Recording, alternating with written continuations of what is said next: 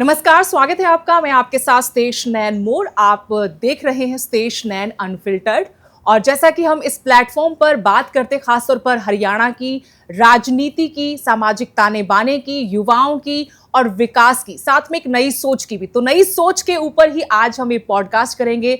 हरियाणा से जुड़ा होगा, युवाओं से जुड़ा हुआ होगा और तमाम जो मुद्दे हैं प्रदेश के जिन्हें सही वक्त पर एड्रेस नहीं किया जाता, उन्हीं मुद्दों पर हम आज सवाल भी पूछेंगे और वजह जानने की कोशिश करेंगे कि आखिर विपक्षी दल और सत्ताधीर इन मुद्दों पर चुप्पी साधकर क्यों बैठ जाते हैं और प्रदेश की जनता किसके हवाले है। हमारे साथ इस वक्त इस पॉडकास्ट में स्पेशल गेस्ट जुड़े हुए हैं। दिग्विजय सिंह चौटाला जेजेपी यूथ के स्टेट प्रेसिडेंट हैं। बहुत बहुत स्वागत है आपका। बहुत बहुत धन्यवाद मैम।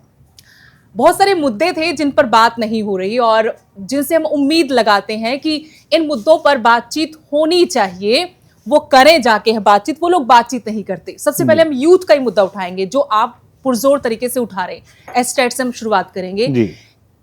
सबसे पहले तो ये मुद्दा पूरा है क्या, ये समझाइए। आप इसको उठा रहे हैं। दूसरा ये भी बताइए कि आखिर विपक्ष जो मजबूत विपक्ष है, 37 विधायक चुनकर आए हैं हाथ के निशान पर, वो इस मुद्दे से क्यों कतरा रहे हैं? क्या वजह हो सकती है? आपने बिल्कुल ठीक कहा। मैं आपकी बात पे आ जाता हूं कि देश के अंदर मुद्दों की राजनीति बची ही नहीं है और ये कड़वी सच्चाई है। जब भी हम देखते हैं तब दुष्यंत जी का भी एक बयान था, बहुत वायरल हुआ जी। और समझदार लोगों ने उसे अप्रिशिएट किया, अंधभक्तों ने उस पर विरोध जताया। उस बयान में कहा गया था कि सुबह 7 बजे जब हम टेलीविजन चैनल खोलते हैं तो पहली चीज दिखती है कि एक तरफ एक साधु बैठे हैं और दूसरी तरफ मौलाना बैठे हैं और उन्हें हिंदू मुसलमान पर लड़ाया जाता है। बिल्कुल। तो ये देश की कड़वी और असली सच्चाई है। सच्चाई को हम इग्नोर कर सकते हैं मगर सच्चाई और असलियत को हम तब्दील नहीं कर सकते। जब मूलभूत जो मुद्दे हैं, जो जन विरोधी नीतियां हैं, अगर वो उठाई नहीं जाएंगी, अगर उस पर चर्चा ही नहीं होगी, तो फिर वो कहते हैं कि ऐसा राज स्थापित हो जाएगा जो बेलगाम होगा। और जब भी बेलगाम राज होगा तो ब्यूरोक्रेसी हावी होगी और ब्यूरोक्रेसी हावी होगी तो जनता जो है वो दुखी होगी और जनप्रतिनिधि जो है, जो चुनाव नुमाइंदा है, उसकी ताकत बिल्कुल कम हो जाएगी। और कुछ ऐसा ही हाल आज हरियाणा का है। आपने जिस मुद्दे की बात की, एचटेट का मुद्दा, मैम, हम बातें कितनी भी करें, फैक्ट्स को कभी छुपाया नहीं जा सकता। बिल्कुल। एक एचटेट का एग्जाम पेपर हुआ जो 30 और 31 तारीख को, 30 जुलाई को हुआ टीजीटी का और 31 को हुआ पीजीटी का। उसका रिजल्ट जब आया 30 दिनों के बाद, यानी जुलाई के बाद आता है अगस्त, तो अमूमन 25 दिन के अंदर रिजल्ट तैयार हो जाता है हरियाणा शिक्षा बोर्ड का। इस बार 30 दिन लगे। रिजल्ट जो तैयार हुआ उसमें 10% जो ओएमआर शीट्स होती हैं उनको चेक किया जाता है कंप्यूटराइज, मैनुअल तरीके से। 90% कंप्यूटराइज, 10% एरर ना रह जाए इसलिए उसको मैनुअली किया जाता है। वो वैसे ही चेक हुई और जब चेक हुई तो 3 लाख से अधिक लोगों ने जिसमें अप्लाई किया था उनमें से चुन लिए गए। और जब वो रिजल्ट कंक्लूड हो गया, 135 लोग इस पूरी उसमें इन्वॉल्व थे। 3 कंपनियां जो हरियाणा से बाहर की थी और पहले भी एक्सपीरियंस्ड हरियाणा में हैं, उनको ये टेंडर दिया गया। उन्होंने काम पूरा कर लिया। वहां पर जो secretary of school education board थे, उन्होंने रिजल्ट को कंक्लूड करके चेयरमैन ऑफिस को भेज दिया। प्रक्रिया ये कहती है कि चेयरमैन सरकार से रिजल्ट को रिलीज करने के लिए जो है ना अनुमति मांगे। उन्हें करना तो वो चाहिए था, उसकी बजाय उन्होंने रिजल्ट को होल्ड कर लिया। 2 ही दिन के अंदर, यानी 48 घंटे के अंदर जो सेक्रेटरी ने रिजल्ट की तैयारी की थी उन्हें ट्रांसफर कर दिया। अब एक क्वेश्चन मार्क खड़ा होता है कि जिस सेक्रेटरी ने जाते वक्त अपना वहां से वो रिलीज हुए और उन्होंने सीधा एसपी ऑफिस का रुख किया और एसपी ऑफिस में जाकर के उन्होंने वर्बली और लिखित में एसपी को ये कंप्लेंट दाखिल की कि मेरे रिजल्ट को रोक लिया गया है, हो सकता है कि भविष्य के अंदर इस रिजल्ट को रिलीज करते हुए कुछ गड़बड़ियां हो जाएं। इतनी बात कहकर के वो चले गए। उसके बाद नए अधिकारी आते हैं, रिजल्ट को रिकॉल करते हैं। नया सेक्रेटरी आता है, वो चेयरमैन ऑफिस से रिजल्ट को रिकॉल कर लेता है और रिजल्ट को दोबारा से जांचने के लिए उन तीनों एजेंसीज को हटा करके एक पीएसयू, पब्लिक सेक्टर अंडरटेकिंग, को जिम्मेवारी दे दी जाती है। पीएसयू को जब दी जाती है तो उसमें जरूरी नहीं कि टेंडर प्रक्रिया फॉलो हो जाए तो ज्यादा बेहतर है, मगर पीएसयूज जो हैं उनको ये एग्जेम्पशन होती है। जब ऐसा किया गया तो आपको अचंभा होगा कि 110 दिन लग गए, जबकि पीएसयू को तो 30 दिन भी नहीं लगने चाहिए। वो तो बड़ी कंपनीज हैं और देश की रतन कंपनीज में से एक हैं।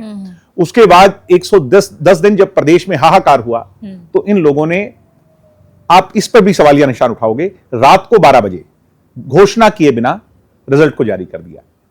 जब ऐसा हुआ तो लोगों ने यह देखा कि जो पहले का रिजल्ट था, ये उनने देखा, जो सेक्रेटरी थे उनने देखा, क्योंकि रिजल्ट तो उनने तैयार किया था, और नीचे के जो लोग थे उन्होंने जो बोर्ड के जो नीचे के अधिकारी थे, उनमें इस बात की सुगबुगाहट हो गई कि पहले तो हमने इतने लोगों का रिजल्ट तैयार किया जिनके बायोमेट्रिक तक हो गए, इसमें 1284 लोग ऐड कहां से हो गए? जब वो 1284 लोगों का पता लगा, आप अचंभा मानोगे, देश के अंदर कैसा, हरियाणा में कैसा राज है, उन लोगों के बायोमेट्रिक भी नहीं कराए, उन लोगों के रोल नंबर भी जारी नहीं किए, और सिर्फ उनको पास कर करके उनको ये बेनिफिट देने का काम किया। अब ये 1284 लोग कौन है? ये हमें भी नहीं पता और आपको भी नहीं पता। यही हमारा सबसे बड़ा सवाल है कि 1284 लोगों को किस बुनियाद पे दिया। जब ये सवाल हमने पूछा तो बोर्ड ने ये कहा कि बेनिफिट ऑफ डाउट, ओएमआर जो शीट है उसमें कहीं जो बिंदु है, मार्क है, डॉट्स हैं, वो कहीं इधर उधर लग जाए, गलत हो जाए, फेड हो जाए, पेन की शाई मिट जाए, जो भी हम उसको माने, ऐसा होने पर उन्हें यह लगता है कि इतने लोगों को बेनिफिट ऑफ डाउट दे दिया जाए। मेरा सवाल आप ही से है, आप तो समझदार जर्नलिस्ट हैं, कि फिर 1284 को क्यों, फिर तो 3 लाख को ही दे देना चाहिए। बिल्कुल। जब बेनिफिट ऑफ डाउट ही देने लगे हो तो 1284 लोगों को ही क्यों दो? मेरे को दुख इस बात का नहीं है कि 1284 नए लोगों को एचटेट की परीक्षा पास होने को फायदा मिला, उनको भी मिलना चाहिए, बट मेरे को दुख इस बात का है जिन लोगों को नहीं मिला, फिर उनकी क्या गलती थी? और सबसे बड़ा सवाल है कि इतना टाइम लेने के बाद अगर 1284 लोग ऐड किए गए हैं, वो क्यों, किस बिना पर ऐड किए? मेरा यही सवाल है। और उसके बाद अब आ जाते हैं इसके बैकग्राउंड में। इसके बैकग्राउंड में जो चेयरपर्सन है, जिनकी हिदायत पे ये सारे काम हो रहे थे, वो चेयरपर्सन कोई साधारण व्यक्ति नहीं है। ओपीजेएस यूनिवर्सिटी है राजस्थान में, वहां से निकाले हुए असिस्टेंट प्रोफेसर हैं, जिन पर करप्शन के आरोप हैं, जिन पर मुख्यमंत्री के आदेशानुसार राजस्थान के कार्रवाई चल रही है। प्रधानमंत्री तक को, पीएमओ को तक को जो चिट्ठी के अंदर उनके खिलाफ कंप्लेंट की गई है। हरियाणा के अंदर आने के बावजूद भी उनके खिलाफ सैकड़ों कंप्लेंट्स हैं, मुख्यमंत्री तक कंप्लेंट्स हैं। ऐसे व्यक्ति को आपने इतनी खुली छूट दे दी और उसके बाद ये पूरा गोरख धंधा चलता रहा। मुझे इसमें ऐसा लगता है, मैं कई बार कहना, बड़ी बातें नहीं करनी चाहिए, मगर मुझे ऐसा लगता है कि इसके पीछे बड़ा खेल है। इसके पीछे मॉनिटरी बेनिफिट्स लेने के लिए कुछ कोचिंग सेंटर्स भी इन्वॉल्व हैं। मैं कह तो नहीं सकता, पैसों का लेन देन भी है, कोई बड़ा घोटाला। मैंने जब कह दिया कि हाँ, मॉनिटरी कहीं ना कहीं एक्सचेंज ऑफ मनी तो 2 हाथों में हुआ है। अच्छा। जो सुनने में आ रहा है। हाँ। एक हड़कंप और मचा हुआ है। अगर आप शिक्षा बोर्ड में जाकर इन्वेस्टिगेट करोगे, कुछ लोग जो 135 में से शामिल थे, इस पूरे रिजल्ट को चेक करने में शामिल थे, बाद में पीएसयूज के साथ भी अलाइंड थे, उन लोगों ने वीआरएस के लिए अप्लाई कर दिया। यह संख्या भी 1 या 2 नहीं है, 5-7 लोगों की है। तो जो बात मैं कह रहा हूं, क्या ये सब बातें अलाइन नहीं करती एक तरफ? ये इतना छोटा मसला नहीं। और जब आपकी दिग्विजय चौटाला तो अब कह रहा है, दिग्विजय चौटाला के कहने से पहले आपकी विजिलेंस को कई कंप्लेंट जा चुकी हैं। विजिलेंस इस मामले में चुप है। छोटे छोटे मामलों में विजिलेंस बड़ी बड़ी बात करती है, तो हरियाणा की विजिलेंस इस मामले में चुप क्यों है?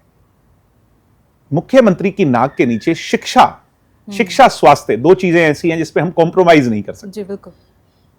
तो इन चीजों पर अगर कॉम्प्रोमाइज हो रहा है तो ये अति दुर्भाग्यपूर्ण। कोचिंग सेंटर का भी कोई रोल हो सकता है, क्योंकि अभी हमने देखा था कि एक जगह पर बच्चे पकड़े गए, पहले सीएम फ्लैंक भी वहां मैं ये मानता हूं कि अगर कोचिंग सेंटर्स इजी टारगेट हैं, बच्चों को वो जरिया भी तो हो सकते हैं। मुझे भी ऐसा लगता है, मगर मैं तब तक ऐसी बातें नहीं कहूंगा जब तक मेरे पास फैक्ट्स ना हो, और मुझे उस दिन का इंतजार करना चाहिए, आपको भी करना चाहिए।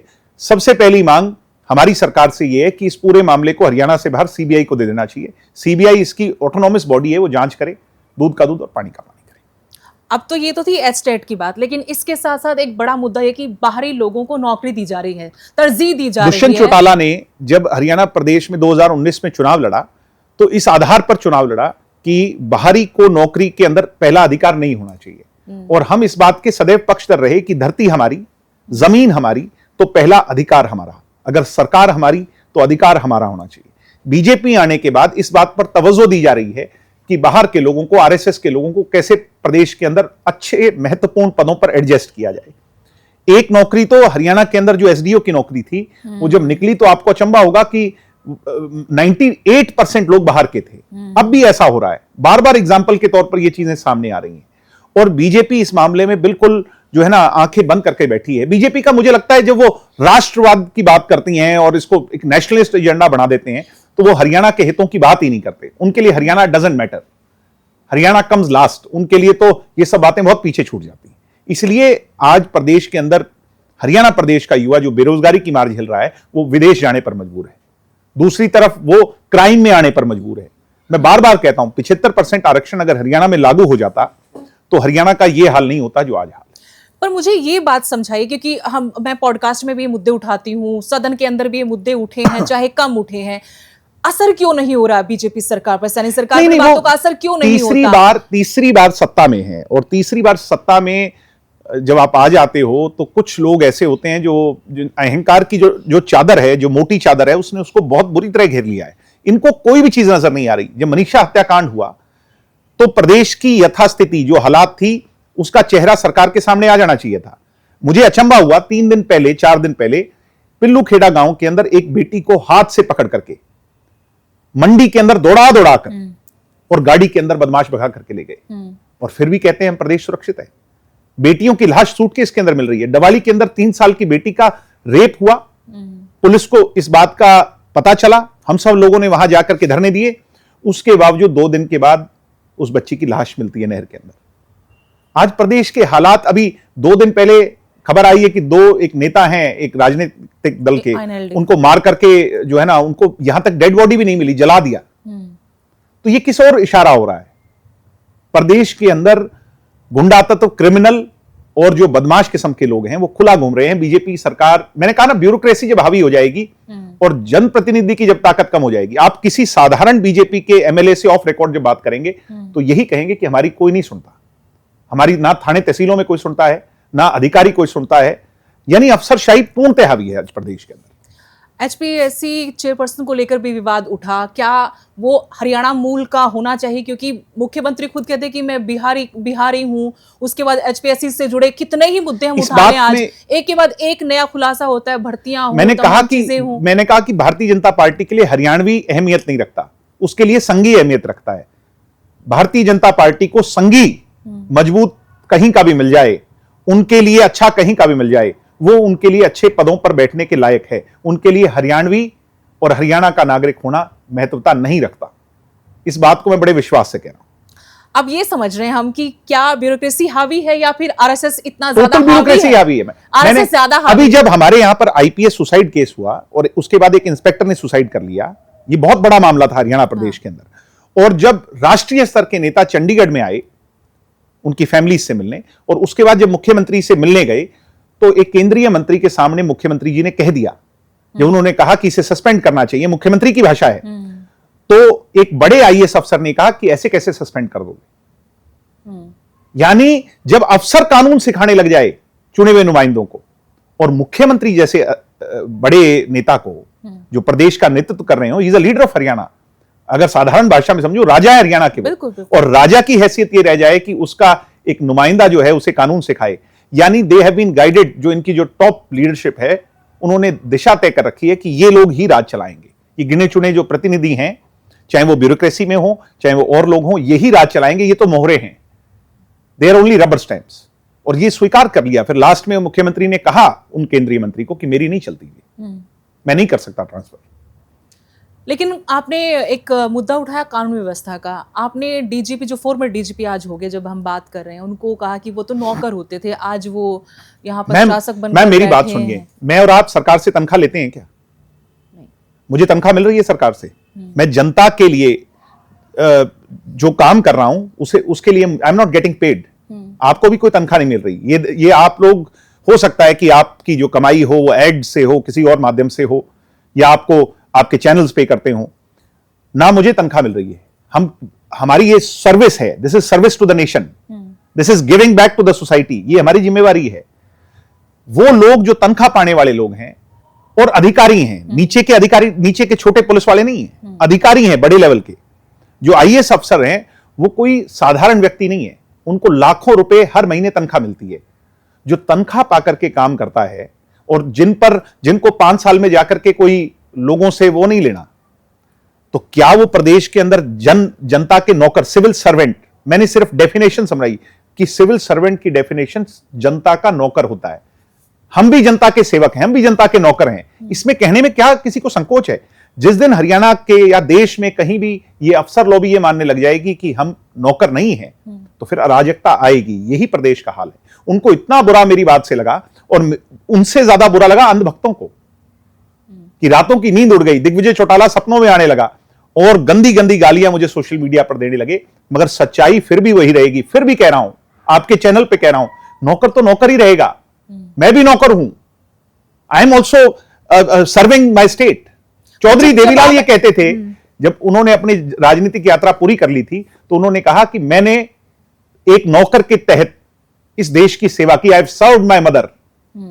मेरे धरती की मैंने जो मेरे से हो पाया मैंने सेवा करी। अब मैं रिटायर हो रहा हूं पॉलिटिक्स से। सो इसमें गलत क्या है? किसी को दिक्कत क्या है? लेकिन जब आप इस तरह से वर्ड्स यूज करते हैं किसी भी बात को समझाने बताने, मैं उनको एहसास करा रहा हूं, जिस हिसाब से वो डायरेक्शंस देते हैं, जिस हिसाब से वो लोगों को इंसान नहीं समझते, किसी की गाड़ी पर कमेंट करते हैं, किसी की बाइक पर कमेंट करते हैं, अपनी इमेज सेव करने के लिए वो किसी भी हद तक चले जाते हैं। मैं उन्हें एहसास करा रहा हूं। आपको लगता है कि फॉर्मर डीजीपी ने ये सारा जो सिक्योरिटी हटाने का पूरा मसला था वो इसलिए था कि थार को मैडम कमेंट कर दिया था? एक आदमी का कैरेक्टर जो होता है वो उसकी सबसे बड़ी पहचान होती है। आज मैं 36 साल का हूं, मेरे कैरेक्टर पर, मेरे पे कोई क्रिमिनल केस नहीं है, मेरे पर कोई सिविल केस नहीं है, मेरे पर कोई पॉलिटिकल ऐसा एलिगेशन नहीं है। 4 साल हम सत्ता में रहे, मेरे पर कोई एलिगेशन नहीं है। मुझे उन्होंने फुकरा कह दिया। क्या मेरी कैरेक्टर एसेसिनेशन की उन्होंने पूरी कोशिश करी कि नहीं करी? क्या ये सरकार उन्हें इजाजत देती है कि राजनीतिक लोगों को जो विरोध में हो उनकी आर्म ट्विस्टिंग? मेरे हाई कोर्ट की जजमेंट ये कहती है, डीजीपी साहब आर्म ट्विस्टिंग मत कीजिए। यानी आप सत्ता में विरोध का मतलब ये नहीं है कि आप निचले स्तर पर उतर जाओ। मुझे सिक्योरिटी का लालच नहीं था। मैंने ये पहले ना इनसे मांगी थी। मैंने सिक्योरिटी थी आपके पास? 1 2 नहीं, मेरे पास तो एक गनमैन था जो मैंने नहीं मांगा। मैडम आप मुझे ये दिखा दीजिए, मैंने इनसे कहां गनमैन मांगा? मैंने इनसे कोई सुख सुविधा नहीं मांगी। इन्होंने मुझे मेरी प्रोटेक्शन के लिए, इनके पास एफआईआर रजिस्टर हुई, इनके सामने मामला आया, गोलियां चली, इन्होंने मुझे सुरक्षा दे दी। मैंने वो सुरक्षा जब इन्होंने वापस दी तो मैंने हाथ जोड़ के कहा कि मुझे नहीं, प्रदेश की जनता को सुरक्षा दीजिए। इन्होंने वापस ले ली। मगर उसके बाद जब ये कहने लगे कि फुकरे किस्म के लोग ब्याह शादियों में, आपको लगता है चौधरी देवीलाल के खानदान में जन्म लेकर के मुझे सिक्योरिटी से परवाह है? मुझे ये दिखावा करना है? आपको लगता है कि मुझे दो लोग पीछे खड़े करा करके फोटो खिंचवानी है? किसी की मर्ग में जाकर के मुझे दिखाना है कि मैं कितना पावरफुल हूं? हो सकता है कोई नया व्यक्ति आए राजनीति में, उसको ये सब चीजें, उसके लिए अट्रैक्शन हो, मगर हमारे लिए ये बहुत पुरानी बातें हैं। हमने तो बहुत हर तरह का दौर देखा है। आपको सिक्योरिटी मिल गई लेकिन बाकी लोगों को तो नहीं मिली ना अभी। मैंने कहा मेरी सिक्योरिटी ले लो। सबसे बड़ा मुद्दा ये था कि फाजिलपुरिया के ऊपर जो थ्रेट था और जो अटैक भी हुआ, थ्रेट नहीं था सिर्फ, उसके बाद उनको नहीं मिली सिक्योरिटी? नहीं, उनकी सिक्योरिटी को घटा लिया, कम कर दिया। उनके पास 4 गनमैन थे, अब मेरे हिसाब से 1 गनमैन है। और ये पब्लिक प्लेटफॉर्म पर आना कितना खतरनाक है, क्योंकि हमने पंजाब में नेबरिंग स्टेट में देखा है सिद्धू मूसेवाला के साथ क्या हुआ था। तो चाहते ही ये लोग यही हैं, मुख्य मुद्दों से ध्यान भटके और अराजकता दूसरे किसी तरफ डाइवर्ट कर जाए। This is what BJP wants. Sandeep Lather वाले केस को भी आप ऐसे देखते हैं कि आईपीएस के मुद्दे से ध्यान भटकाने के लिए मैं किसी पर, देखो जो व्यक्ति चला गया हमारे बीच में नहीं है, अब उसने किस कारणवश ऐसा कदम, वैसे तो किसी को नहीं उठाना चाहिए, कोई एंडोर्स नहीं करता, मजबूरियां रही होंगी। संदीप लाठर बहुत अच्छे पुलिसमैन थे, वो अच्छी सर्विस हरियाणा प्रदेश के लिए कर रहे थे। क्या मजबूरी रही, क्या कारण रहे, ये पूरी इन्वेस्टिगेशन का वो है। मैं कोई भी वो बात नहीं करता जिसमें मेरे पास तथ्य ना हो। मैं मेच्योरिटी मेरी झलकेगी अगर मैं कोई ना कोई ऐसी बात करूं। लेकिन आपके पिताजी डॉक्टर अजय सिंह चौटाला ने अभी एक बड़ी स्टेटमेंट दी जिसको लेकर दोनों पक्ष सामने आए, क्योंकि हमने भी वो न्यूज लगाई थी, 2 तरह के लोग सामने आए। एक कहते कि वो उनका मतलब ये नहीं था कि आप दंगे भड़काएं, लेकिन आज के वक्त में हालात ऐसे हैं कि ऐसा होना चाहिए, एक बड़ा आंदोलन होना चाहिए। बात जो ये लोग कर रहे हैं कि उन्होंने दंगे भड़काने की बात कही या ये बात कही, दंगे की तो कहीं उन्होंने बात ही नहीं की।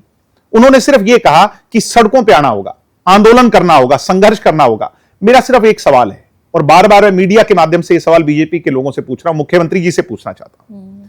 मुख्यमंत्री जी, आप इमरजेंसी को देश का सबसे बड़ा काला अध्याय बताते हो आजादी के बाद, और इमरजेंसी के अंदर अडवाणी जी और अटल जी की संघर्ष को आप कुर्बानी मानते हो।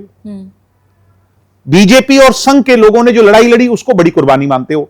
जबकि मानना तो, उनको जो जेल में गए उनको पेंशन दे रहे हैं, उनको मैं वही कह रहा सम्मानित कर हूं, रहे हैं। मानना तो जेपी के आंदोलन को चाहिए, उनको तो आप कुछ नहीं मानते। मानना चौधरी देवीलाल और कर्पूरी ठाकुर को चाहिए, उनको आप कुछ नहीं मानते। मानना समाजवादियों को चाहिए, उनको आप पूछते भी नहीं। मान लिया चलो आपकी सरकार है, आप अपने लोगों को एंडोर्स करो, जब किसी और की होगी तो वो अपने लोगों को करते हैं, ये एक चलन है। मैं ये पूछना चाहता हूं कि क्या उन लोगों ने आंदोलन करते हुए उस लड़ाई को जब लड़ा था तो बुके देकर के इंदिरा गांधी से राज लिया था क्या? मेरा सीधा सवाल है, क्या इंदिरा गांधी ने यूं ही कह दिया कि भाई साहब ठीक है आप आकर के गद्दियों पर बैठ जाओ? कितने लोगों की जान गई थी, कितने लोगों ने सड़कों पर उतर करके लड़ाई लड़ी थी। लेकिन इसको आपके विरोधी कहते हैं कि टीस है, इनकी हार की टीस है, अब नहीं। कोई दूसरा रास्ता इनको नजर नहीं आता, इसलिए कहते हैं कि अब अराजक हो जाओ, आप लड़ाई लड़ो, सड़कों पर उतर जाओ, आंदोलन, इनको एक यही विकल्प नजर फिर आता तो है। मेरे परदादा की बात भी इनको आज ऐसी लगती होगी। मेरे परदादा सदैव ये कहते थे कि मेरा कार्यकर्ता कभी बैरक में नहीं जाएगा, वो सड़क पर रहकर जनता की लड़ाई लड़ेगा, संघर्ष करेगा। तो फिर तो चौधरी देवीलाल भी गलत थे, चौटाला साहब भी गलत थे। अच्छा हुआ कि इनको अब पता चला कि अजय सिंह भी गलत हैं, फिर तो हम भी गलत हैं। ये कौन लोग हैं? ये वो लोग हैं जिनके पेट में किसान आंदोलन में दर्द रहा, किसी और उसमें दर्द रहा। ये सब हमारे विरोधी लोग हैं, जो मूल रूप से जन्मजात हमारे विरोधी हैं। इनका काम मूलभूत रूप से हमारा विरोध करना है, इसके सिवाय कोई काम करना ही नहीं है इनका। सुबह से शाम तक गांवों में ताश से शुरू होते हैं और जो भी प्लेटफॉर्म पर मौका मिलता है, जिस हायरार्की में चले जाएं, इनको सिर्फ चौधरी देवीलाल के खानदान का, उनके परिवार का विरोध करना है। इनका वही काम है और दूसरा काम नहीं है इनका। तो आप मानते हैं कि ऐसा कोई आंदोलन होना चाहिए, लोगों को सड़कों पर उतरना आना ही- चाहिए? आप लोगों ने भी कहा कि हम आंदोलन को तैयार है, हम सड़कों पर आने मैं के ये लिए कह रहा हूं तैयार कि हैं, जब कार्यकर्ता जब तैयार जब हैं। शिक्षा व्यवस्था को लूटा जा रहा है, स्वास्थ्य को लूटा जा रहा है, गरीबों को लूटा जा रहा है, बुजुर्गों को लूटा जा रहा है, किसानों के साथ लूट हो रही है, धान घोटाला, आपको पता है कितना बड़ा धान घोटाला है प्रदेश के अंदर? उसके बाद तो एक और आ गया श्रम विभाग मैं वही में, कह रहा हूं, श्रम 1500 विभाग का जो घोटाला है, कितना बड़ा घोटाला है। अभी तो कम से कम 1500 करोड़ रुपए तो बता रहे मैं वही कह रहा हूं कि अगर अब भी हम सड़कों पे नहीं उतरेंगे तो क्या आप हमें कमजोर नहीं मानेंगी? फिर कहेंगी कि विपक्ष है ही नहीं, आप किस काम के विपक्ष हैं? आप मेरा इंटरव्यू तभी तो ले रही हैं जब मैं सिग्निफिकेंस रखता हूं, प्रदेश के अंदर घूम रहा हूं, लड़ाई लड़ रहा हूं। जरूरी नहीं है कि आपको एमपी और एमएलए होना है। हमने पिछले इंटरव्यू में कहा था, बिल्कुल। इट डजंट मैटर, वो कोई मायने नहीं रखता, वो माथे की लकीर है, किस्मत किसको बना दे और कैसे कैसों को बना दे। अब मेरी इस बात से भी इनको दर्द है कि ये तो मैंने कल कहा कि ये एमसी बनने लायक नहीं थे, ये मुख्यमंत्री मंत्री बन गए, तो दर्द है इनको। अरे हो तो हो, सच्चाई भी तो यही है। नहीं, वो आपके बारे में कहते हैं कि ना ये एमपी है, ना ये एमएलए है, ना कोई दूसरा अगर चुनावी। ये मायना उनको करना है तय, तो अगली बार मैं डवाली के अंदर से एमपी या एमएलए का जब चुनाव लड़ूंगा तो मैं जीत के आ जाऊंगा, तो उनको सेटिस्फेक्शन हो जानी चाहिए इससे। नहीं, मैं ये कह रही हूँ कि विरोध तो कोई भी मैं मेरे क्षेत्र में जितना काम कर रहा हूं, मैं मैं मेरे क्षेत्र में जितना काम कर रहा हूं, मुझे पूरा कॉन्फिडेंस है कि मेरी डवाली की जनता वो भी इनकी गलतफहमी दूर कर देगी। आपको लगता है कि अब जनता का जब वोट मेरी बदला पार्टी वहां के पर? किसी कैंडिडेट के वोट नहीं आए तब मेरे 40,000 वोट आए। इनके पेट में यह भी दर्द है कि दिग्विजय चौटाला इतना मजबूती से कैसे खड़ा रहा, क्यों नहीं उस बात पे आते। इनको यह भी पता है कि दिग्विजय चौटाला ने जब जींद बाई इलेक्शन था, इनकी सरकार थी, तब सुरजेवाला की जमानत जब्त कराई थी। मैं फिर कहता हूं कि घमंड और अहंकार की बातें नहीं करनी चाहिए। जीत तो पता नहीं कौन जाए मैडम, हार कौन जाए, जीत कौन जाए, ये तो इलेक्शन जो होता है ये अपने आप में एक अलग खेल है, उस पर मत जाएं। और मुझे मेरी हैसियत बताने की जरूरत नहीं है, अपने अंदर झांक करके देखें। जो कल तक अपनी घरवाली को चुनाव नहीं जिता पाए, इनकी वाइफ 7वें नंबर पे आई थी, मेरे से भी अगर देखें तो मुझे अपनी हैसियत बताएंगे। लेकिन अर्जुन चौटाला भी कह रहे थे कि कब से हैं वो हमारे मुख्यमंत्री राजनीति में, कब से हैं? आपसे बाद में आया, आपने पिछले पॉडकास्ट में कहा था। फिर से बहुत से लोगों को बहुत ऐतराज हुआ। मैं फिर कह रहा हूं, अब जो झूठ को सच बनाना चाहें तो उनकी मर्जी है। लेकिन अर्जुन चौटाला भी बोल रहे थे कि जो डांग लाठियां मारने की बात है, पीटने की बात है, पहली डांग तो इनको मारनी चाहिए। बहुत मलाई खाई इन्होंने। जैसे मिले संस्कार वैसा ही करेंगे आगे उद्धार। तो जैसे उन्हें संस्कार मिले हैं, मैं इससे ज्यादा उनसे एक्सपेक्ट भी नहीं करता। और मैं नहीं कह रहा, पूरा प्रदेश आज यही कह रहा है कि अपने ताऊ के लिए जो उन बच्चों से इतना ज्यादा प्यार करते हैं, उन्हें इतना गले से लगा करके रखा जिन्होंने, उनके लिए अगर उनके विचार ऐसे हैं तो उनकी सोच आगे पब्लिक के लिए क्या होगी, लोगों के लिए क्या होगी, मुझे इसके बारे में ज्यादा कुछ नहीं कहना है। मैं फिर भी उन्हें आशीर्वाद देता हूं, मेरे से छोटे हैं, मैं उन्हें कामयाबी के लिए बधाई देता हूं। भविष्य में वो आज एमएलए बने हैं, मैं चाहता हूं कि वो उन्हें सद्बुद्धि आए और वो बहुत कामयाबियों को छुएं। उन्हें चौधरी देवीलाल के खानदान में जन्म लिया है, उन्हें उनकी सेल्फ रिस्पेक्ट, भाषा शैली, उनके कैरेक्टर पर कोई दाग नहीं लगने देना चाहिए। उन्हें बहुत सोच समझ करके बातें कहनी। आपने ऐसा क्यों कहा कि 37 विधायक कांग्रेस के हैं, 2 इनेलो के हैं, वो दोनों ऐसे मुद्दे नहीं उठा रहे जो उठाने चाहिए? जेल का डर है, ऐसे कौन से मामले हैं जिनमें वो जेल में जा सकते हैं? मैं पता, आपको भी है पता, जो व्यूअर्स देख रहे हैं उन्हें भी है। मेरे कहने से खामखा ये सेंसेशनल हो जाएगा, उसका कोई फायदा नहीं है। सबको पता है कि इंडियन नेशनल लोकदल के नेताओं पे भी मुकदमे हैं। जेलें इनने कहां काटी? ये चौटाला साहब का नाम लेते हैं। चौटाला साहब और अजय सिंह जी ने जेलें काटी थी। चौटाला साहब हमारे बीच में नहीं रहे। अब जो पीछे इंडियन नेशनल लोकदल पार्टी को जो लीड करने वाले लोग हैं, इनने कौन सी जेलें काटी है? मुझे कम से कम बता तो दें, इन्होंने कौन सा संघर्ष किया है? They are, madam, they are tired and retired people, they are just trying their luck for last time. आखिरी एक, वो कहते हैं कि आखिरी पारी है। कई क्रिकेटर रिटायर होने से पहले एक पारी नहीं मांगते।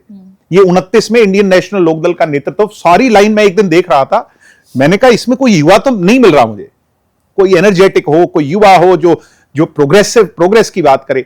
ये तो सारे के सारे वो लोग हैं जो लास्ट पारी खेलना चाह रहे हैं। लास्ट पारी लगती है आपको उनकी? नहीं, दिख ही ऐसा रहा है ना। मेरे को लगने ना लगने से क्या है, आप जनता से जाकर के पूछो। आज लड़ाई यूथ लड़ेगा। आज परिवर्तन की बात अगर किसी को हजम होगी तो यूथ की होगी। हरियाणा के अंदर 64% 40 से कम उम्र के लोग हैं। क्या आप उन्हें इन चेहरों से प्रभावित करेंगे? आपको जुलाना रैली के बाद कॉन्फिडेंस आया बहुत? हाँ, बिल्कुल आया। वो बहुत हाव भाव में नजर आता है आप लोगों की। नहीं, मैंने कहा था, आपने मेरे से पूछा था, आप लोग जब रैली करोगे तो मैंने कहा था जब हम करेंगे तो उसके बाद बात करेंगे, मैं उससे पहले उसकी बात नहीं करना चाहता। आपने मेरे से पूछा कॉन्फिडेंस जनता के जो सिर्फ गिनती होती है और जो उत्साह होता है, उससे कॉन्फिडेंस नेता में जरूर आता है। और मैं एक साधारण कार्यकर्ता हूं, मेरे में तो 2 गुना आया। जब जनता ने आके विश्वास दिया कि कोई बात नहीं, पिछली बात पीछे छोड़ करके हम आगे दुष्यंत चौटाला को बढ़ाएंगे, तो फिर हमारे में कॉन्फिडेंस आना स्वाभाविक है, लाजमी है। और कॉन्फिडेंस को ओवर कॉन्फिडेंस नहीं बनने देना हमने। वो कैसे नहीं बनने देना कि हमने घरों में नहीं बैठना। जो इनेलो वालों ने एक रैली की, सारे घर में बैठ के दुबक के कि अब तो राज ही आ गया। वो तो मुख्यमंत्री की शपथ ले बैठे। मुख्यमंत्री बनाना जनता के हाथ में है। हमें तो 365 दिन साल के और अगले 4 साल, अब गणित इसका कर लो, मैथ्स में मैं थोड़ा वीक हूं, ये 1000 से ऊपर दिन है। ये 1200 बैठे, 1100 बैठे, जितने भी दिन बैठेंगे, एक भी दिन दिग्विजय चौटाला या पार्टी का कोई कार्यकर्ता घर नहीं बैठेगा। मेरी युवा इकाई का तो कम से कम नहीं बैठेगा। लेकिन जनता को कैसे भरोसा इस बार आप दिलाएंगे कि अब वो गलती नहीं होगी जो पिछली बार हम कर गए? हम जनता को साथ लेकर चलेंगे, किसी पार्टी विशेष को साथ लेकर नहीं। आदमी गलतियों का पुतला है, आदमी गलतियों से सीखता है, और जो गलतियों से ना सीखे वो ताउम्र के लिए फिर उसके दरवाजे बंद हो जाते हैं। क्या लगा कि कहां गलती हुई? नहीं, कहीं तो हुई होगी, उस चीज को हम एनालाइज कर रहे हैं, वो हमारा इंटरनल मामला है और उस पर हम खूब एनालाइज करते हैं। मुझे ये बताने की पब्लिक प्लेटफॉर्म पे जरूरत ही नहीं है, और उन चीजों में हम सुधार कर रहे हैं। जहां जहां हमारे में, देखिए मैम, मेरे पिता जेल में थे, हमें सत्ता में आने का एक अवसर मिल गया। दुष्यंत मेरे से सिर्फ 2 ही साल बड़े थे, ठीक है, उन्हें एमपी रह करके बहुत काम करने का मौका मिला, मगर स्टेट में वो पहली बार आई। बिल्कुल। मगर जो उन्होंने काम किया, मैं उसकी जितनी तारीफ करूं उतना कम है। बावजूद इसके बीजेपी के साथ जाना अगर हमारी गलती थी, उन गलतियों में भविष्य में हम सुधार करेंगे। यानी बीजेपी के साथ जाने की वजह से जितने काम दुष्यंत चौटाला ने किए, उप मुख्यमंत्री रहते, वो सारे के सारे ढके गए। वो ढके गए, इसमें कोई दो राय नहीं है कि उन सब चीजों पर देवर ओवरशैडोड। और हुआ यही कि उनकी सारी गलतियां, बीजेपी की कमियां खामियां तो हमारे माथे लग गई। अब किसान आंदोलन में जिसमें हमारा कोई रोल नहीं, अब भी मैं गांव में जाता हूं, कल एक गांव में था, तो एक बुजुर्ग से आदमी कहने लगे मुझे, चौधरी देवीलाल के भक्त थे वो, तो उनके घर में किसी का देहांत हो गया, तो बैठे बैठे बातें चलने लगी, भाई छोड़े उस टाइम इस्तीफा दे देते तो आज पूरा मुख्यमंत्री होता। फिर थोड़ी देर के बाद, सोचने के बाद, वही कहने लगे कि भाई यूं दे देते तो देने वालों का क्या हुआ। ये लास्ट पॉडकास्ट में दुष्यंत जी से मेरी बात हुई तो उन्होंने बड़े अच्छे से लॉजिकली बताया था। उन्होंने मुझे ये कहा, भाई सुखबीर ने भी तो दिया था, इसके सरदार प्रकाश सिंह बादल ने भी तो दिया था भाई, उनका भी कुछ नहीं बना। और ये जो किसान नेता थे, ये भी चुनाव लड़के देख लिया, इनने भी, इनका भी कुछ नहीं बना। और भाई सबसे बड़ा चौधरी हुड्डा था, हुड्डा का भी नहीं बना कुछ। फिर कहने लगे भाई कोई बात नहीं, लगे रहो।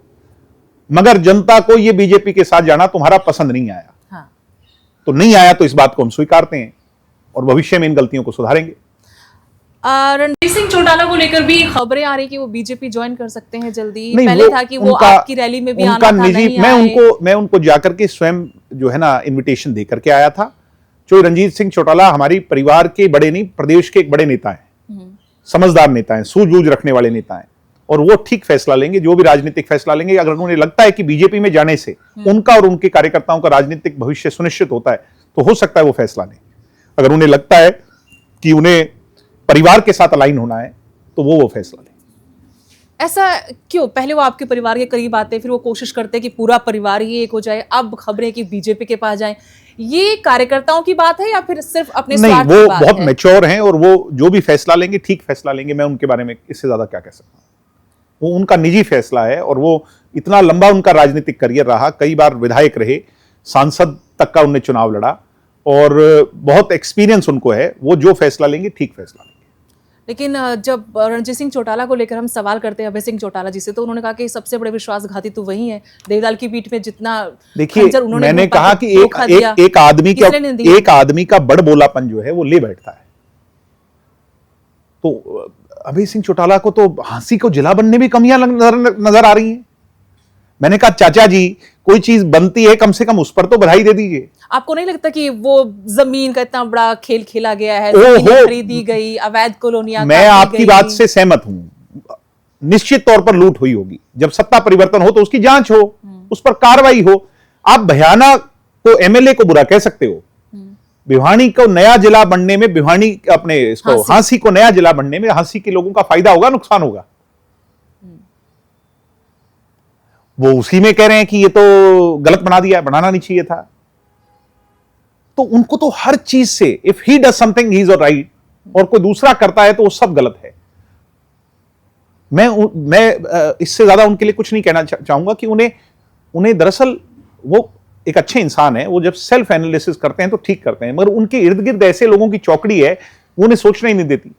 वो उनसे बुलवाती है, उन्हें शाम को जाके दिखा देते हैं कि जी कल इस बारे में बोलना है, तो वो उसी बात में बोलने लग जाते हैं। जब वो सोचें तो सही, कम से कम किसी बात का आधार क्या है।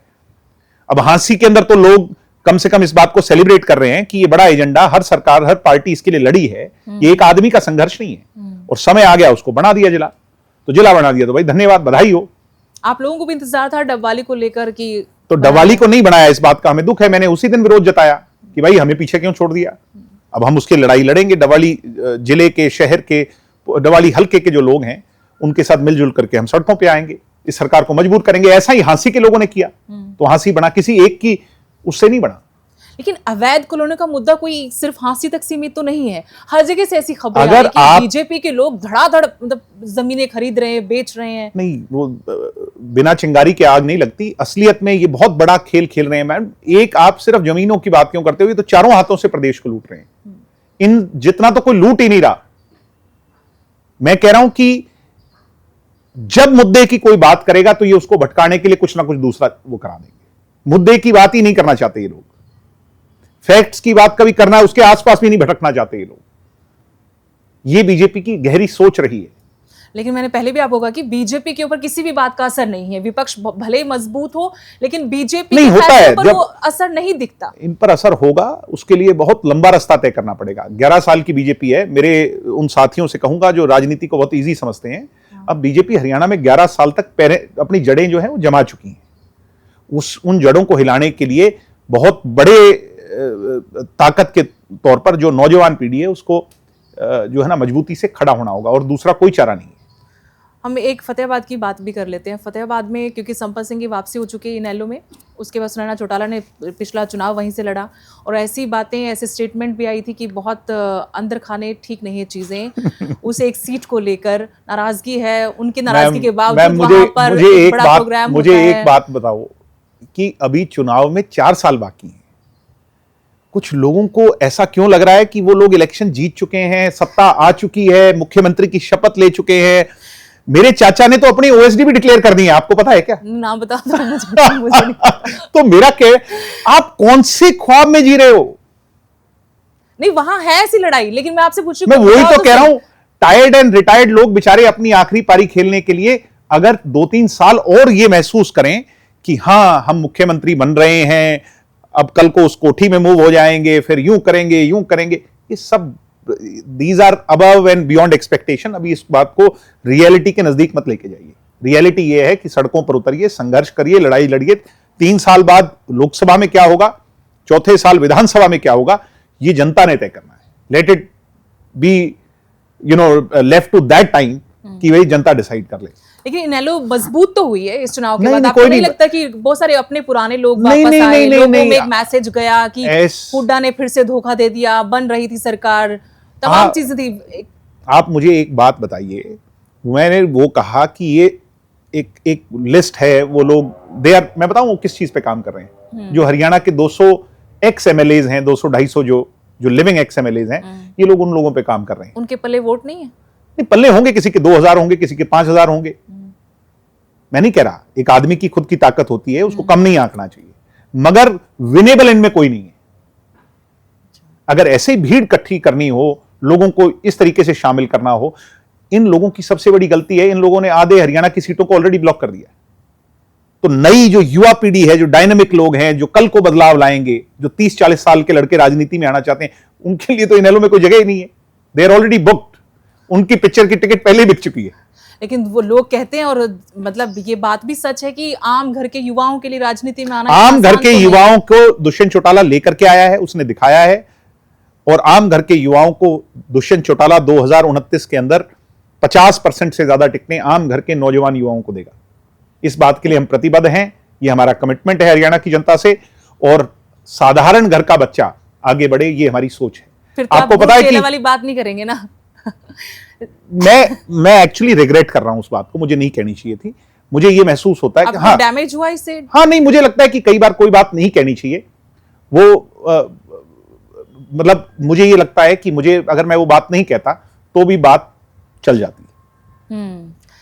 अब समझदार पॉलिटिशियन बन रहे हैं आप। नहीं, एवरी डे इज लर्निंग। जो पॉलिटिशियन है वो तो सीखेगा ही ना। अब मां की कोख में बैठ करके कोई प्रधानमंत्री बन के कौन आता है? मगर मैं सच को सच कहता रहूंगा। मुझे पता है ये मुझे नुकसान करता है, बट मैं उस बात से पीछे नहीं हटूंगा। अगर मैं सच ही कहना छोड़ दूंगा तो जो सच्चे लोग हैं वो मुझे नापसंद करना है। ये तो करेंगे ही नहीं कभी। ये अंधभक्त तो मुझे थोड़ी पसंद करेंगे। जो अंधभक्त का, जिसपे कई बार मैं लड़कों को देखता हूं, वो आजकल हो क्या रहा है प्रदेश के अंदर, कोई बाबी सड़कों पर घूम रहे हैं, जय श्री राम, वो कौन सा हम महान नहीं, कौन सा हिंदू, वो जो राष्ट्र कौन सा बनाना चले हैं, ये पाकिस्तान को भी जोड़ लिया उसमें, आगे अफगानिस्तान को भी जोड़ लिया, नेपाल को भी जोड़ लिया। तुम अपना देश की जमीन तो बचा लो। आधा चीन जो है तुम्हारी अरुणाचल में जमीनें खा रहा है, लेह लद्दाख में तुम्हारी कितनी जमीन चली गई, उस पर तो तुम बोलते नहीं। अखंड भारत, क्या अखंड भारत का नारा देने से रोटी कपड़ा मकान की राजनीति हो पाएगी? क्या आधार की बात, गरीब आदमी के सुख की बात, क्या अखंड भारत से हो पाएगी? It is utter nonsense. हमें, अब मुझे तो कई लोग सोशल मीडिया पे कह लगे मौलाना दिग्विजय, कहते रहिए, मैं डरता हूं तुम्हारे से। आपको फर्क पड़ता है ट्रोलिंग से? कैसे डील करते हैं ट्रोलिंग को आप? Everything is good. ट्रोलिंग वोलिंग ये सब चीजें कोई परवाह नहीं करती। आपको अपना काम करते रहना है। फर्क तो पड़ता और जो बोलने वाले लोग हैं, जो ये नॉनसेंसिकल बातें सारे दिन जिनको करनी है करते रहेंगे, हमें क्या प्रभाव है कभी। मगर हाँ, जैसा आपने कहा कि मुझे चेला नहीं कहना चाहिए था, राजनीति में बात अच्छी नहीं होती। मैंने उसको एनालिसिस मेरा हुआ, जो मैंने सेल्फ एनालिसिस करते हैं, तो मुझे लगा, मैंने आगे उसको रिपीट नहीं किया। तो इज इट गुड और बैड कि मैं लर्न कर रहा हूं? हाँ, तो ठीक है। फिर मैंने, मगर मुझे ये बातें ना आज पसंद आई, ये जो बातें जो ये बता रहे हैं। अरे, जब पाकिस्तान से हम लड़ाई लड़ रहे थे, अखंड भारत बनाना था तो मौका था। अगर मोदी में इतनी हिम्मत थी, अब हम बात करते हैं ट्रंप की, वो जाकर के वो एक राष्ट्रपति को उठा लाए और कहते हैं I will run this country. तो पाकिस्तान की हैसियत क्या है तुम्हारे सामने? हमारी फौज के से बहादुर फौज है किसके पास? नहीं, ट्रंप का भी फिर से स्टेटमेंट आया कि कैसे उन्होंने मोदी को कंट्रोल किया और सब चीजें करवाई। कि ये सब मैं अपने युवाओं से कहूंगा कि आपका इन चीजों से भला नहीं होगा। आपको लगता है कि यूथ इस बात ये सब ये बाबा लोग घूम रहे ना, पर्ची निकालने वाले, ये देर ऑल मेंटलिस्ट लोग। मेंटलिस्ट का मतलब मेंटल नहीं होता। मेंटलिस्ट का वो मतलब होता है कि आपके दिमाग से खेलने वाले लोग। ढाणा न्योली वाला एक, मेरे को एक म्यूजिशियन मिला पिछले दिनों बीकानेर में, तो उसने मेरा फोन मेरे बिना देखे खोल दिया, अनलॉक कर देते हैं। वो मुझे ये बता देता है कि मैं उस आदमी से मिला था, उसने मुझे पुरानी बातें बता दी। They talk to you, they read you. अरे, आपसे हाथ जोड़ करके गुजारिश है, इन बाबा लोगों के चक्कर में पड़कर अपना भविष्य खराब मत करिए। एक सवाल, ढांडा न्योली वाला ने एक गाना गाया, उसको आई लेकर सल्यूट बहुत दैट विवाद हुआ गाय। था। एक हरियाणा का लड़का आगे बढ़ रहा है, हमें उसको आगे बढ़ाना चाहिए। हरियाणा का लड़का बॉलीवुड फेम, इंटरनेशनल फेम वो पा रहा है, उसको आगे बढ़ाना चाहिए। इनके पेट में दर्द है बीजेपी वालों की, वो आगे कैसे बढ़ गया एक आम घर का किसान का बेटा। आपको नहीं लगता कि उसके शब्दों में, उसके विचारों में एक चिंगारी है? वो चिंगारी है, नहीं क्रांति है, क्रांति। इनको तो भगत सिंह से भी दिक्कत है, इनको तो बीजेपी वालों को तो भगत सिंह से भी दिक्कत है, महात्मा गांधी से भी दिक्कत है, इनको हर चीज से दिक्कत है। जी राम जी पे भी बोल दो, अब नाम मनरेगा का बदल दिया। मैं तो कह ही रहा हूं कि इन चीजों से क्या होगा। क्या महात्मा गांधी, मनरेगा महात्मा गांधी का देश है, और गांधी तो खुद राम नाम जपने वाले थे। क्या उनका नाम हटा करके जी राम जी, अब जी राम जी कर लो, उसको वो बोतल वही है, उस पर स्टिकर कोई भी चिपका लो। सबसे बेस्ट एग्जांपल मुझे लगता है गुरुग्राम का, गुड़गांव से गुरुग्राम कर दिया, क्या हालात हो गया? वैसे। हालात वैसे ही, उससे भी बदतर है, उससे भी ज्यादा बदतर है। सो ये लोग बेवकूफ बनाते हैं, आपको डाइवर्ट करते हैं, they play with your mind. And मैं अपने युवा पीढ़ी के, क्योंकि हम सिर्फ एक पॉडकास्ट पॉलिटिकल नहीं कर रहे, मैं ये भी कहना चाहूंगा कि सोशल मीडिया पर भी कंट्रोल की आवश्यकता है नई पीढ़ी के लिए। बिल्कुल। मैं देखता हूं छोटे छोटे बच्चों को, वो घरों के अंदर अपने बच्चों को सिर्फ कि वो रोना बंद कर दें, उनको मोबाइल पकड़ा देते हैं, and they get addicted to it. मैं इसको कैंसर जैसी बीमारी मानता हूं। मैं हाथ जोड़ करके पेरेंट्स से कहूंगा कि अपने बच्चों को लिमिट कर दीजिए। मैंने भी अपना सोशल मीडिया जो है वो 2 घंटे लिमिट कर दिया है, उस पर लॉक लगा दिया है। आजकल ये फैसिलिटीज हैं कि आप अपने सोशल मीडिया, ये जो स्क्रॉलिंग है, they play with your mind, और यही बीजेपी कर रही है। 500 आदमी जियो के दफ्तर में बॉम्बे में बैठ करके they are playing with your mind. और हमारे देश का युवा जो, जिसको बात करनी चाहिए काम की, जिसको रोजगार की, जिसने खेल की बात करनी चाहिए हरियाणा में, हमें महिला सुरक्षा की बात करनी चाहिए, एक समृद्ध हरियाणा बनाना है, डेवलप्ड हरियाणा बनाना है, उसकी कोई बात ही नहीं कर रहा। यहां बागेश्वर बाबा आ रहे हैं या फला बाबा आ रहे हैं, सब लोग पैरों में पड़े हैं, पुलिस पैरों में पड़ी है। मैं देख रहा हूं ये हो क्या रहा है। मेरी बात बिल्कुल नहीं अच्छी लगेगी बहुत से लोगों को, माफी के साथ। एक दिन मेरी बात को आप सच जरूर मानोगे, ये आपका भला नहीं करेंगे। क्योंकि हमारे हरियाणा में आर्य समाज का बहुत प्रभाव था, हमने कहा आर्य समाज वाली तो बात ही नहीं रहने दी ना हाँ, वो सब बातें। और जब उस पर कोई ये जो मनुवाद की नीति, ब्राह्मणवाद की नीति, और ये सब जो नीतियां हैं, इसमें झकझोर लिया हमारे स्टेट को। कहां बचा है? वो तो बचा ही नहीं। मगर मैं ये मानता हूं कि religious belief is individuals choice. उस पर दिग्विजय चौटाला की कोई हैसियत नहीं है कहना, मगर it cannot be a political choice. Religious belief cannot be a decision of politics. हम मर यहां पर रहे हैं कि हम रिलीजन को ही पॉलिटिकल डिसीजन मान रहे हैं।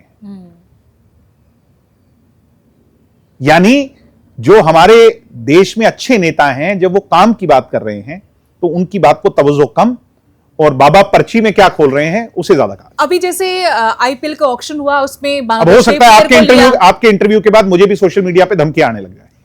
नहीं, मुझे लगता है अभी एक लड़के को मैंने देखा कि वो हर्ष शिकारा की उसकी दुकान ही बंद कर, उसका बेचारे का घर सील कर दिया। नहीं, पहले आपको लगता है कि ये मतलब पॉलिटिकल वेंडेटा के हाँ, नेचुरली ये तो, इसमें तो कोई दो राय नहीं, इसमें कोई दो राय। मतलब आप सरकार के अगेंस्ट कुछ अगर बोलोगे तो आपके ऊपर एक्शन तैयार है। होगा। आज उसके खिलाफ हुआ है, कल किसी और के होगा, हो सकता है कि मेरे खिलाफ हो जाए। मगर मैंने ये कहा कि जो इनसे लड़ जाएगा अगले 5 साल, परिवर्तन निश्चित है। Nothing is permanent. 10 साल हो गए, 11 साल हो गए, they will go in another 5 years। जो इनसे लड़ जाएगा वो देश में सिग्निफिकेंट इंपॉर्टेंस रखेगा अगले 30-35 साल। मैं आपको, इंदिरा गांधी से जो लड़ा था आज तक राज कर रहा है। हाँ बिल्कुल। सो इनसे जो लड़ेगा वो 30 साल राज करेगा। मेरी बात को नोट कर लेना। वो लड़ाई लेकिन होगी किस तरह से? जेलें भी काटनी पड़ सकती हैं, संघर्ष, लड़ाई तो मुद्दों के आधार पर होगी। मैं वही कह रही हूँ कि वो माइंड मेकअप कैसे डॉक्टर साहब ने क्या कहा कि हमें इनको सड़कों पे, तो बीजेपी के अंधभक्तों को लगता है कि हमने राष्ट्र विरोधी बात कर दी, यानी इनके खिलाफ तो कोई बात ही नहीं होनी चाहिए। बीजेपी के लोगों को सड़कों पे लाना ही नहीं चाहिए, इनके मंत्रियों को असलियत दिखानी ही नहीं चाहिए। हरियाणा में जो लूट हो रही है उसके बारे में बात ही नहीं होनी चाहिए। सब घरों में बैठ जाओ, जैसा चल रहा है वैसा चलने दो। नहीं, चल भी तो रहा ना फिर उनका इससे बहुत। हाँ, तो चल रहा है, मैं तो कह रहा हूं। इसीलिए तो हम, जिसका एक भी विधायक नहीं है वो सड़कों पर है, इसीलिए इनको दर्द है, इसीलिए ये कह रहे हैं कि ये तो देश विरोधी हैं। मेरे पिताजी ने राजस्थान में 2 इलेक्शन जीते हैं, वो हरियाणा के अंदर अनेकों इलेक्शन जीते हैं, राज्यसभा तक के मेंबर रहे हैं। मेरे दादाजी जो हैं वो 5 बार हरियाणा के मुख्यमंत्री रहे हैं, राज्यसभा के एमपी रहे हैं। मेरे परदादा देश के 2 बार उप प्रधानमंत्री रहे हैं, कई कई बार एमपी एमएलए रहे हैं, चीफ मिनिस्टर रहे हैं 2 बार हरियाणा के। मेरे बड़े भाई साहब उप मुख्यमंत्री रहे हैं, लोकसभा के एमपी रहे हैं। हमें लोकतंत्र सिखाएंगे ये? नायब सिंह सैनी हमें लोकतंत्र, एक वो कृष्ण बेदी का मैं सुन रहा था, ये लोकतंत्र हमें सिखाएंगे? वो आपको पहले तो ये सिखा रहे कि आप सीखिए दीपेंद्र हुड्डा से कि कैसे शालीनता से बात की जाती है, क्योंकि दीपेंद्र हुड्डा का इनसे हाथ मिला हुआ है टेबल के नीचे। ये आप भी जानते हो, मैं भी जानता हूं, और कैमरे पे सुनने वाले भी जानते हैं। दीपेंद्र हुड्डा इनकी हक की बात करेगा। इनको चाहिए जो इनके सामने बोले मत, जो इनके सामने संघर्ष मत करे, लड़े मत। अब इस सवाल पे के जवाब पे जो आपने जवाब दिया वो कहेंगे कि आपने तो टेबल के ऊपर से मिला रखा था, आप तो सरकार में साथ तो किसी से छुप के मिलाया था क्या? जब मिलाया था तो मुद्दों के आधार पर मिलाया था, और मुद्दों के आधार पर मिला करके हम सत्ता में रहे, हमने खूब काम किए। इसमें क्या बुराई? जब मिलाया था तो हम जनता के लिए मिलाया था ना, हम तो कांग्रेस से मिलाना चाहते थे, क्यों नहीं मिलाया? आप मुझे बताइए, आप कहते कांग्रेस साथ मिलाना चाहते थे हम लोग हाथ, उधर से दुष्यंत जी से मेरी बात हो रही, वो कहते कि ऐसा कुछ था, उन्होंने तो रैली के अंदर कहा नहीं मैम, ऐसा नहीं है। नहीं थे तो दुष्यंत जी ने रैली में खड़ा होकर कहा कि मेरी अहमद पटेल से बात हुई। हाँ बात हुई, लेकिन कहते नंबर ही नहीं थे तो वो बात ही खत्म हो जाती। हाँ तो कम से कम पब्लिक प्लेटफॉर्म पे आके हुड्डा जी छाती तान के जो बड़ी बड़ी बातें करते हैं, कहें तो सही कि नंबर नहीं थे। और कहिए हुड्डा जी कि मैं दुष्यंत चौटाला का हर्ष कुलदीप बिश्नोई जैसा करना चाहता था, और ये समझदार लड़का था, चौधरी देवीलाल का पड़पोता, समझदार था। इसने मेरे चंगुल में ये नहीं आया। जैसे लोगों की राजनीतिक हत्या हुड्डा जी ने करी, वैसे मैं दुष्यंत की नहीं कर पाया। ये सच्चाई है, देर सवेर लोग मानेंगे, मैं इस बात को आपको विश्वास से कह रहा हूं। लेकिन मैं उस बात पे आना चाहती हूँ, अभी जो पॉलिटिकल एनवायरनमेंट क्रिएट किया जा चुका है पूरे हरियाणा में, पूरे ऑल ओवर इंडिया। जैसे हमने देखा कि आईपीएल में एक बांग्लादेशी क्रिकेटर को शाहरुख खान की टीम लेती है, उस पे मतलब डिबेट होती है, और अपने आप मुझे मैडम एक बात बताएं, एक मुझे बात बताएं कि देश के क्रिकेट टीम पर जब विरोध जताया जाता है कि पाकिस्तान के साथ ना खेलें, और उसके बाद जब मैच खत्म होता है, हिंदुस्तान जीतता है, तो पाकिस्तान क्रिकेटर हाथ मिलाना चाहते हैं, और हिंदुस्तान का जो क्रिकेटर है वो हाथ मिलाने से परहेज कर करके चला जाता है। बीजेपी के प्रवक्ता को मैंने आज तक पे सुना ये कहते हुए कि देखिए ये सिद्धांत है हमारे खेल कि हम दुश्मनों से हाथ नहीं मिलाएंगे, ये मोदी जी की जीत है। आपको पता है जयशंकर जी ने ढाका में जाकर पाकिस्तान के स्पीकर से बड़ा खुशी से हाथ मिलाया और खूब देर बातचीत की। मतलब खेल को भी राजनीति बना दिया, हर चीज को राजनीति बना दिया। They can go to any level. लेकिन वही तो मैं पूछ रही हूं आपसे कि इसका हल क्या होगा युवाओं के अंदर? आपको लगता है, क्योंकि आप तो यूथ के बीच मैं ये कह रहा हूं कि वो जो हर्ष शिकारा है वो ठीक काम की बात कर रहा था, ठीक कर रहे थे, वो ठीक कह रहा था, वो ठीक कह रहा था कि ये पाखंडी है, पाखंडियों से लड़ाई लड़ो। लोगों को हजम नहीं हुई, बेचारे को आप नुकसान हुआ, मगर मैं उसे कहूंगा कि हौसला रख, लड़ाई लड़। और आपकी बातचीत हुई नहीं, मेरी उनसे कोई बातचीत नहीं हुई, मगर मैं उनका इस मामले के अंदर मुझे जो मेरी फीलिंग्स हैं उनके साथ है कि उनके साथ गलत हुआ, इनजस्टिस हुआ, और इनजस्टिस किसी के साथ भी हो, जननायक जनता पार्टी का कार्यकर्ता उसके साथ खड़ा हो, और गलत के खिलाफ हम खड़े होंगे। बीजेपी की जो गलत नीतियां हैं, चाहे वो इस पॉलिटिकल एजेंडे पे हो, रिलीजियस एजेंडे पे हो, उसका हम विरोध करेंगे। एक झांसी जिला बना, मैंने कहा अच्छी बात है, बधाई हो। अब खामखा मैं उसका भी विरोध करूं तो फायदा नहीं ना। सिर्फ विरोध की राजनीति नहीं। एक निजी सवाल है, क्योंकि जब भी हम आपसे बात करते हैं, कभी कोई रील है या फिर कोई आपकी न्यूज़ है, तो लोग एक ट्रोलिंग भी करते हैं आपकी एजुकेशन को लेकर बहुत सारे लोग सवाल उठाते हैं। मैंने ये कहा कि मेरी एजुकेशन का सर्टिफिकेट मैं 2029 के चुनाव में दूंगा, और मेरी एजुकेशन को लेकर के एक बड़ा सवाल खड़ा किया मैडम प्रेमलता जी ने, जो वो दुष्यंत के सामने शायद चुनाव लड़ रही थी या चुनाव लड़ रहा था। तो मैंने ये कहा कि मैं जब एफिडेविट दूंगा तो मैं एक एफिडेविट की कॉपी आपको भी भेजूंगा, और मैं आपकी सारे परिवार में जितनी एजुकेशन है, मैं उसमें अगर आप मुझे कंपेयर करेंगे तो I will be highly qualified and more qualified than you. अब वो ये तो समझ जाइए कि जिस पर उनको शंका थी वो बातें तो पीछे जा चुकी हैं। क्यों सवाल उठे सवाल इसलिए उठे कि मैं अपने बाप दादा की जेल होने के बाद पढ़ाई को बीच में छोड़ के आ गया था। हाँ। और बीच में मैंने पढ़ाई पूरी कर ली, सो अब किसी को क्या दिक्कत है। और ऐसा ही सवाल उठाया अभय सिंह चौटाला की एजुकेशन को लेकर भी। भाई वो अभय सिंह चौटाला जवाब देंगे, हम थोड़ी देंगे जवाब उसका। आप तो मेरे से मेरी बात का पूछोगे तो मैं जवाब दूंगा। मगर मुझे हंसी तो तब आ रही है जब इनेलो वाले मेरी एजुकेशन पर सवाल उठा रहे हैं। अरे खुद वालों में तो झांक के देखो।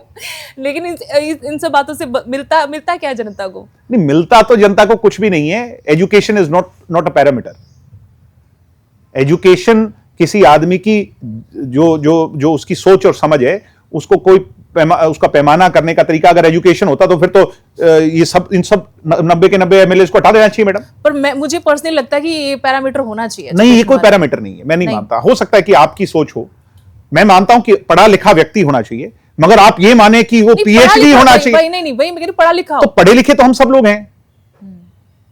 पढ़ा लिखा तो मैं अपने लॉ के 3रे साल में पढ़ाई को छोड़ करके आया था। मैंने इनको अगर कहेंगे वो रिकॉर्ड भी भेज दूंगा और मेरे पहले 2 साल के ग्रेड्स भेज दूंगा, इनको शर्म आएगी। तभी मैंने पूछा, जब आपको ऐसे ट्रोलिंग का मतलब होती है तो कैसे? मुझे मैं इन चीजों को नेग्लेक्ट कर देता हूं। मुझे कोई सही बात लगती है, तथ्य लगता है, तो मैं उन बातों पर विचार करता हूं और कहीं अगर कोई गलतियां हैं तो उन गलतियों को सुधारता हूं। आज के सिनेरियो में मगर जब इन्होंने मुझे कहना शुरू किया बार बार मेरी एजुकेशन पर, सो मैंने ग्रेजुएशन को कंप्लीट कर लिया। अब मैं पोस्ट ग्रेजुएशन कर रहा हूं। अब मैं पोस्ट ग्रेजुएशन कंप्लीट कर लूंगा और फिर आपके पैमाने पे भी खरा उतरूंगा अगले चुनाव से पहले। चलो, कि मैं पीएचडी को भी मुझे लगता है कंप्लीट तो नहीं कर पाऊंगा, मगर आई विल बी एनरोल्ड। लेकिन अभी जो सिनेरियो है आज अपना पॉलिटिकल, उसमें आपको कौन सा नेता ऐसा लगता है जो इलेक्टेड, जो एमएलए है, एमपी है, कि ये बेस्ट कर रहे हैं काम अपना? नहीं, सब अच्छा कर रहे हैं। अच्छा करने वाले अच्छा करते हैं। मुझे कोई वो नहीं है। अब जो भी नेता है हरियाणा के, मैं कहूंगा कि बहुत अच्छे नेता हैं हरियाणा।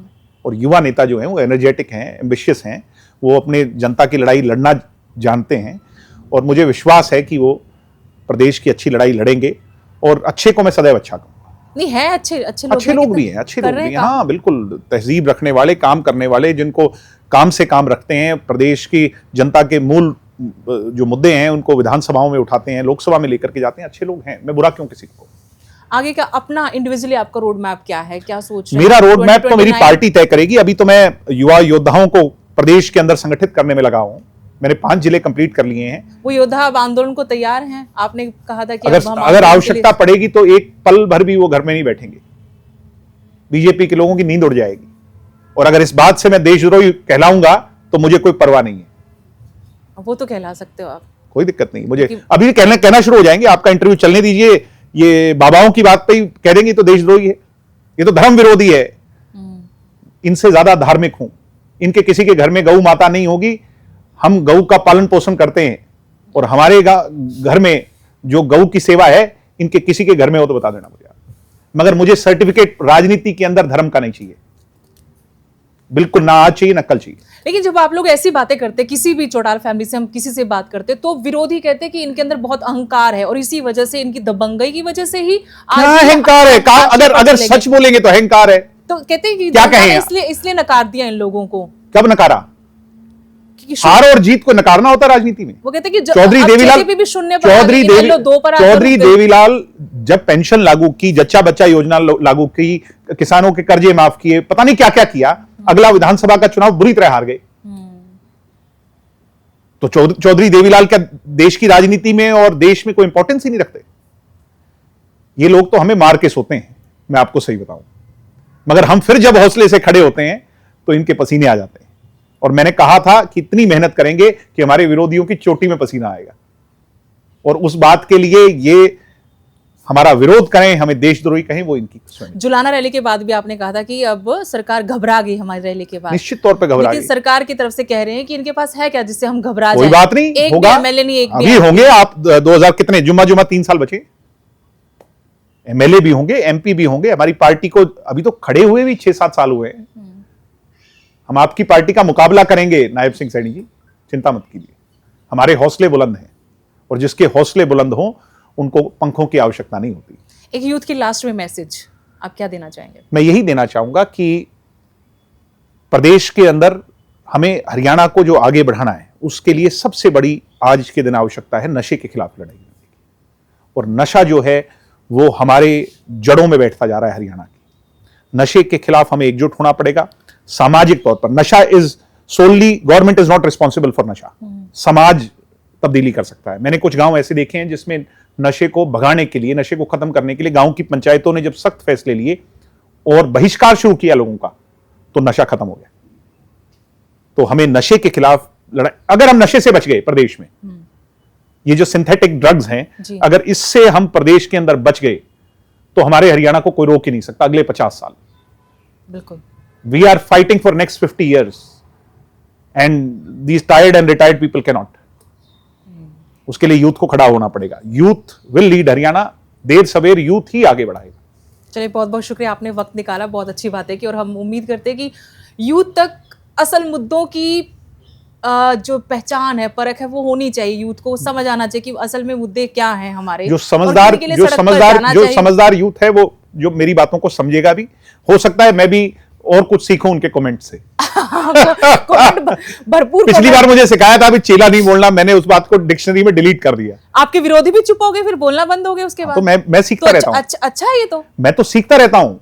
ये तो बड़ी अच्छी बात है। मैं तो हर रोज सीखता हूं। मैं तो आपसे भी सीख रहा हूं, मैं लोगों से भी सीखता हूं, मैं हर कमेंट को रीड करता हूं। आपने सीखा तो जुलाना में आपने करके दिखाना। पिछली बातचीत में आपने कहा था कि मेरे लोग मुझे छोड़कर नहीं गए, इसके लिए मुझे अप्रिशिएट करते हैं अजय जी भी और दुष्यंत जी भी, कि बाकी छोड़ के गए, और ये हमने जुलाना रैली में वो कमाल देखा।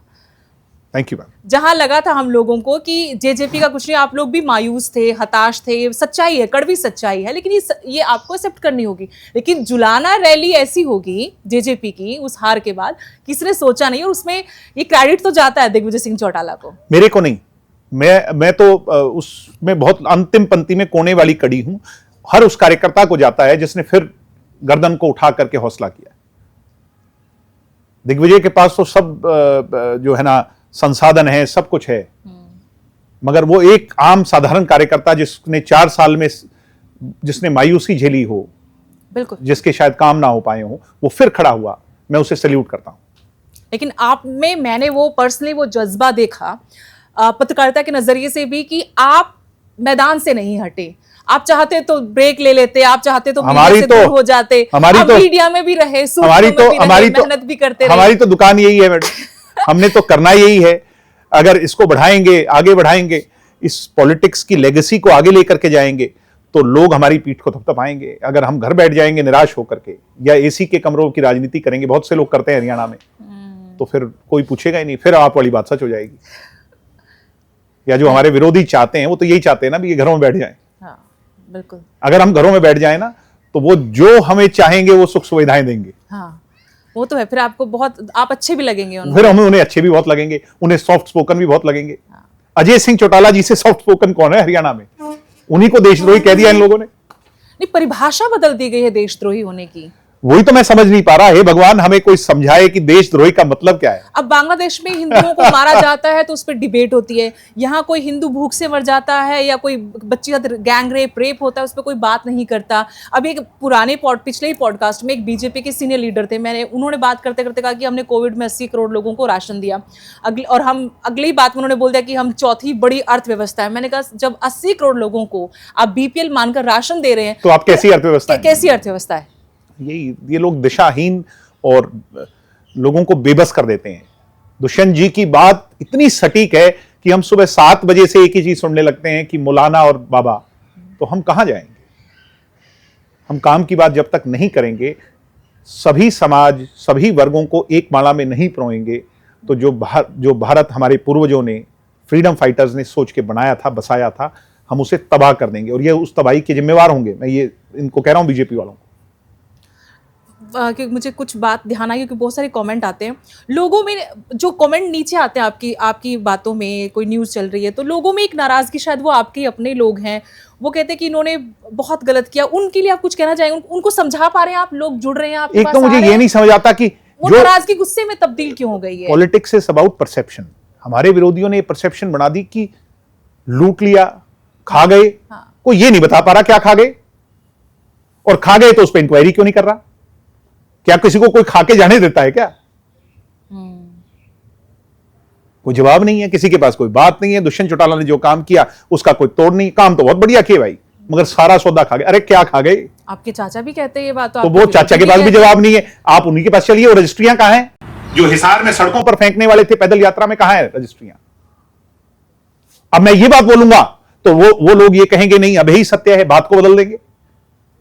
तभी मैं कह रही हूँ कि उन लोगों को आप अपने तरीके से एक लाइन में, 2 लाइन में समझा दीजिए। मैं ये नहीं कहूं, समझा, नहीं ये समझा नहीं सकते ये बात। परसेप्शन तो चेंज कर सकते हैं परसेप्शन आप। चेंज हम अपनी मेहनत से करेंगे।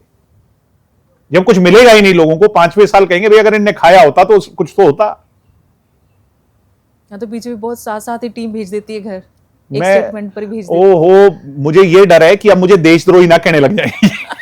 चलिए बहुत बहुत शुक्रिया आपका। उम्मीद करते हैं कि लोगों को पसंद आई होंगी आपकी बातें, वरना कम से कम एक मैसेज देने की कोशिश ज्यादा लोगों को ने पसंद आएंगी और सच्चे राष्ट्रभक्तों को पसंद आएंगी, अंधभक्तों को नहीं आएंगी। देशभक्ति क्या है वो डेफिनेशन भी अपनी जो अपनी देश के तरीके लिए से- सोचते हैं, जो नेशनलिस्ट हैं। चलिए बहुत बहुत शुक्रिया आपका एक बार फिर से। Thank you.